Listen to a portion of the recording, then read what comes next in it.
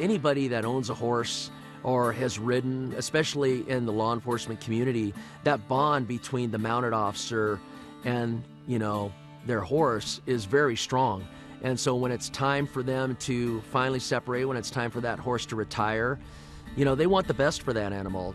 And if the officer isn't available to house that horse at their own home, or they don't have a stable facility, then we were able to be that option.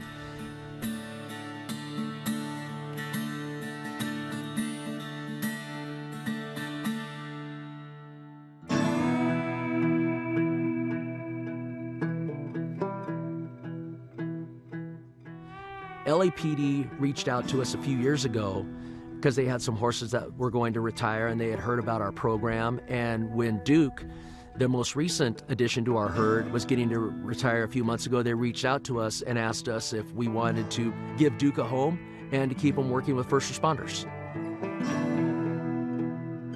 The great thing for the horses is that they're still engaged with first responders.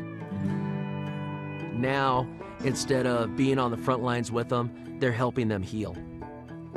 Clients that are coming in, whether it be from substance abuse, whether it be from post-traumatic stress disorder, whether it be with mental wellness, mental health, what happens is they've lost control.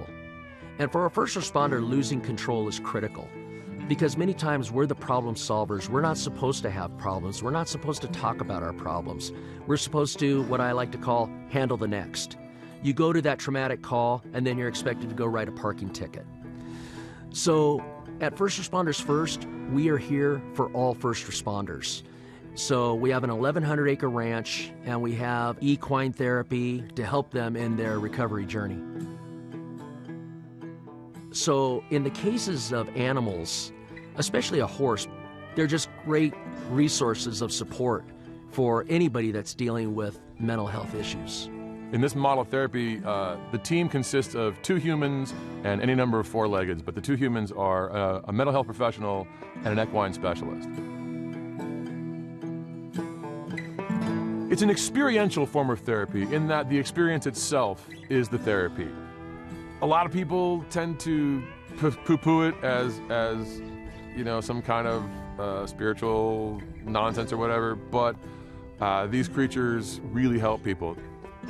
We had one firefighter who was here, and in her first session, all she did for her session was mill about with the horses and be with them and watch what they were doing. And afterwards, she said that was the first time she thinks she's truly felt happy in several years. It's magic.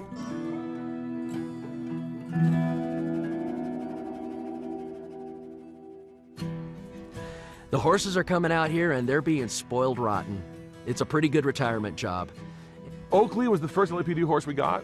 He was retired because at some point during his experience on the force, he developed some kind of problem with flashing lights and loud noises, and that kind of takes him out of the mix. The next horse we got was called Baja, and he was retired because he developed a problem in what's called his coffin bone in his front right foot, which causes him pain sometimes just under his own weight, so he couldn't carry the weight of a rider anymore. And then we got Duke a few months ago, and he was retired because he just aged out. He was 22 years old, and I think he'd done 8 or 12 years on the force. And once a horse gets into his 20s, you don't want to push him into that kind of situation as much anymore. It's a high-stress situation. He deserves to come out and just be a horse now.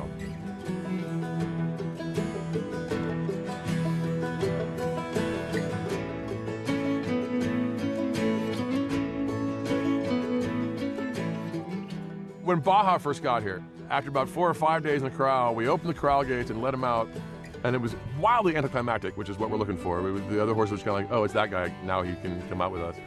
But he went over to one of those gates behind me that's just always open, and you saw him kind of go up to the gate and be like, it's open. And he kind of tugged his head back and then looked back at us, and I was like, and then he just hauled ass out that gate and ran up the hillside. It was like, yahoo! It was like, this is my new house. It was great. We don't have stalls for each horse. They live as a band out on our property. Unlike horses that live in stalls, they actually do go through a pecking order and have an alpha structure. So introducing a new horse means they're going to be at the bottom of the totem pole. It's a contrast to what they've been used to for however long they've been working for LAPD and living in a stall and being near other horses but not existing with them on a 24-hour basis. But it reverts them back to their natural state of existence. Now they're back into the social dynamic that they were designed to exist in.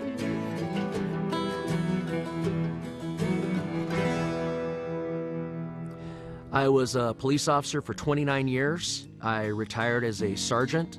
I worked undercover narcotics. I worked 7 years in the gang unit, working several different assignments in gangs. Worked as a patrol officer. So when you're a first responder, you have a passion for your partners, and it's about taking care of your partners. And when you see a partner in need, you want to help them. And now that I'm retired, this puts me right back in that same role where I'm seeing partners that are in need and need that help, and I'm able to provide them with something that's going to get them over the top. For example, in my first session, I got to watch a deputy sheriff say what he needed to say to a colleague and friend of his that had been lost to suicide. He found the horse that reminded him most of his friend, and they went off to the side of the arena, and he said whatever he needed to say. And it can be as simple as that. Not only is it therapeutic just to be around such giant and gentle creatures, but they're emotional lie detectors. They know what's going on inside of us regardless of what we're putting out there. We can say we're fine, but if we're not, they know.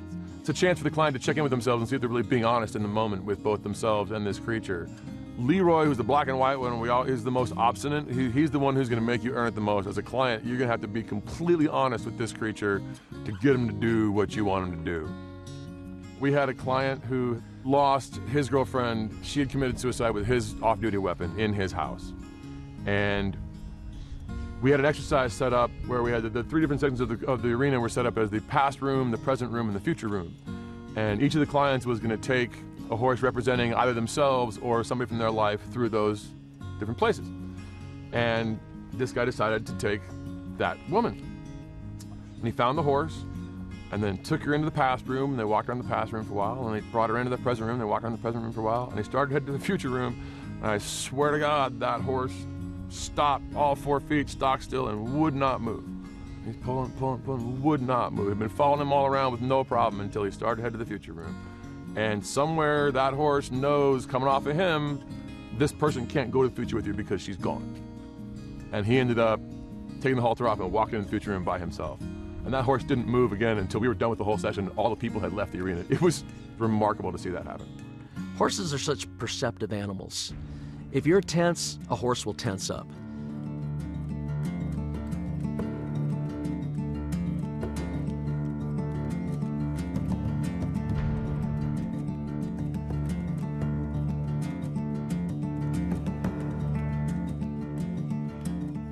We had a guy, I believe he was a police officer, and on his first day, we kind of explained what was going on, how we use metaphors to try to, project our own things onto the horses, and he kind of got it, kind of didn't.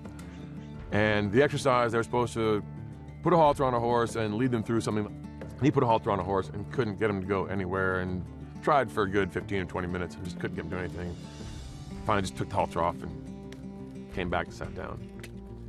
And maybe 10 minutes later, he had tears coming down his face.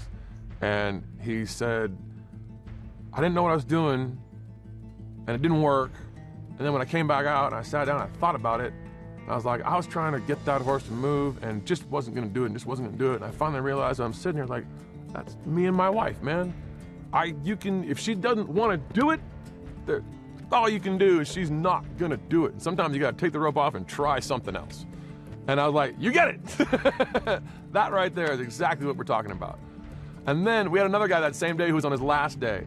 And the guy who made that realization turned to the guy who was leaving the next day and was like, and sometimes, man, you gotta be the horse. If someone's trying to pull you off course, what you learned here, dig in, man, don't go. And it was really cool because it clicked.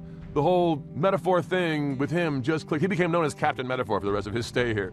It just kind of hit him there in the moment because he didn't really get what we were doing until he did it and then thought about it, and bam, it clicked in.